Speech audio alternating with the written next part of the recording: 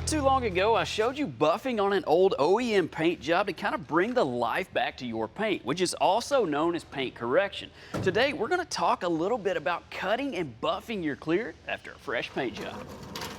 Now, most of the time when you pull a ride out of the booth like this, people will look at the paint and think it's perfect. They won't even want you to cut and buff it. So today what we're going to do is mark off a small section. We're going to level out this clear, buff it. I'm going to show you the difference it can make.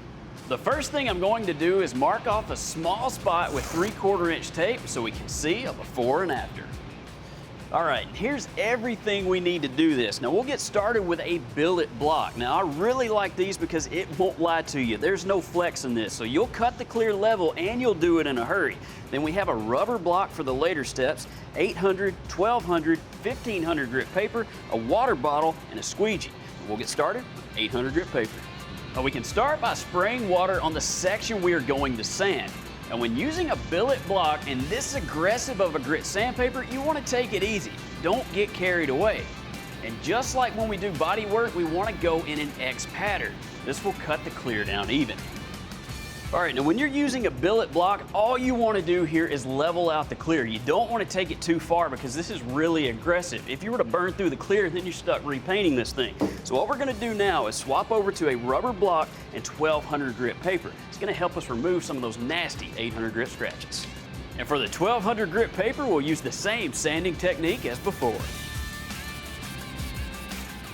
And one final step with 1500 grit paper.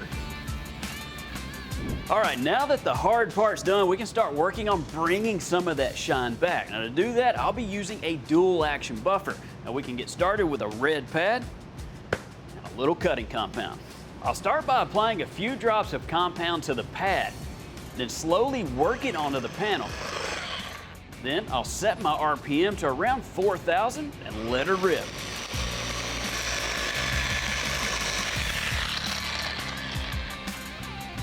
Now I can swap to the yellow pad and the X compound and cut the RPM down to around 2,000. This will remove any swirls or fine scratches that may be left behind. You can see here's where our tape line was. And you can see on the left side how it's wavy, the right side smoothed out. And there you have it. With a little bit of know-how, some elbow grease, and some good products, you can get that show quality finish.